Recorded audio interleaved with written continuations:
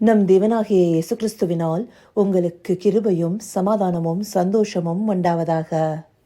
விழித்திரு என்னும் ஜீவ வார்த்தையை குறித்து இன்றைக்கு நாம பார்க்கவிருக்கிற வேத பகுதி லூக்கா 9வது அதிகாரம் வசனம் 32. Luke chapter 9 verse 32. பேதுருவும் அவனோடு இருந்தவர்களும் நித்திரை மயக்கமாய் இருந்தார்கள்.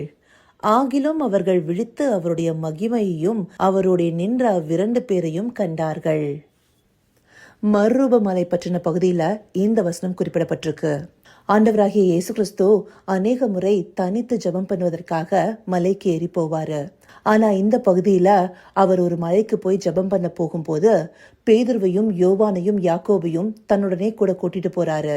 அந்த வேளையில மோசேவும் எலியாவும் மகிமையில காணப்பட்டு இயேசுவோடு கூட அவருடைய மரணத்தை குறித்து பேசி கொண்டிருக்கிறாங்க. அந்த இடத்துல இயேசு மறுரூபப்பட்டு மகிமையில காணப்படுறாரு.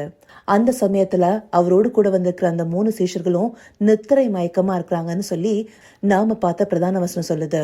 அப்படி நித்திரை மயக்கமா இருந்தாலும் அவர்கள் விழித்து அவருடைய மகிமையையும் அவரோடு நின்ற 2 பேரையும் கண்டார்கள்னு சொல்லப்பட்டிருக்கு. அந்தபடியாக ஆண்டவராகிய இயேசு கிறிஸ்துவோட கூட அநேக சீஷர்கள் இருந்தாங்க. அதுல 3 பேர் மாத்திரம் இந்த மறுரூப மலைக்கு வந்திருக்கிறாங்க. அந்த வேளையில அவங்க நித்திரை மயக்கமா இருந்திருக்கிறாங்க. அப்படி இருந்த போதும் அவங்க விழித்து அவருடைய மகிமையும் அவரோடு கூட இருந்த எலியாவையும் மோசேவையும் பாக்குறாங்க. இப்படி பார்த்ததோடு இல்லாம பேதுரு மோசேக்கு ஒரு கூடாரமும் எலியாக்கு ஒரு கூடாரமும் இயேசுக்கு ஒரு கூடாரமும் போடலாமான்னு கேட்கிறாரு. அது மாத்திரம் இல்லாம அந்த பகுதியில ஒரு மேகம் நின்னுட்டு இவர் என்னுடைய நேசகுமாரன், இவர் மேல் பிரியமா இருக்கிறேன்னு 2வது முறையா தேவன் தாமே வார்த்தைகளை வெளிப்படுத்துறாரு. இந்தபடியான காரியங்களை எல்லாம் அந்த 3 சீஷர்கள் பார்த்திருக்கிறாங்க. கிறிஸ்துவோடு கூட இருந்த அநேக சீஷர்கள்ல இவங்க 3 பேர் மாத்திரம் இந்த மகிமையை பார்க்கும்படியாக விழித்திருக்கும்படி தேவ தயவு அவங்களுக்கு தந்தரப்பட்டிருக்கு.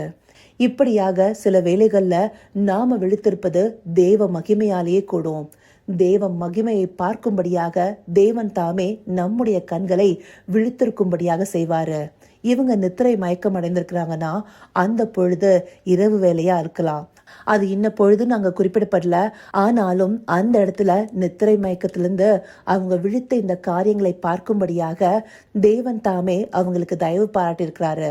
இல்லைன்னா இந்த 3 சீஷர்கள் மாத்திரம் அங்க குறிப்பா ஏன் போகணும்? இந்தபடியாக சில காரியங்களை பார்க்கும்படியாக தேவன் தாமே சிலரை கண் விழித்திருக்க செய்வாரு. அப்படியான ஈவு பல தேவ மனிதர்களுக்கு கொடுக்கப்பட்டிருக்கு. முக்கியமா பழைய ஏற்பாடு புஸ்தகத்தை எடுத்துட்டோம்னா ஏசாயா தீர்க்கதரிசிக்கு ஆவியில விழிப்பை கொடுத்து பரலோக தரிசனத்தை பார்க்கும்படியாக தேவன் தயவு பாராட்டினார் இல்லையா? அதை நாம ஏசாயா 6வது அதிகாரம் துவக்க பகுதியில பார்க்கிறோம். குறிப்பா 1வது வசனத்துல, உசியா ராஜா மரணமடைந்த வருஷத்தில் ஆண்டவர் உயரமும் உன்னதமான சிங்காசனத்தின் மேல் வீற்றிருக்க கண்டேன். அப்படியாக பரலோக தரிசனத்தை பார்க்கும்படியான ஈவு ஏசாயா தீர்க்கதரிசிக்கு தந்தரப்பட்டிருக்கு. இப்படியாக ஆவியில விழிப்பை தருவதும் தேவனுடைய தயவே. அதே போலதான் அப்போஸ்தலர் நடபடிகள் 9வது அதிகாரத்துல சவுல் தமஸ்குக்கு போகிற வழியில அவரோடு கூட அநேகர் போவாங்க.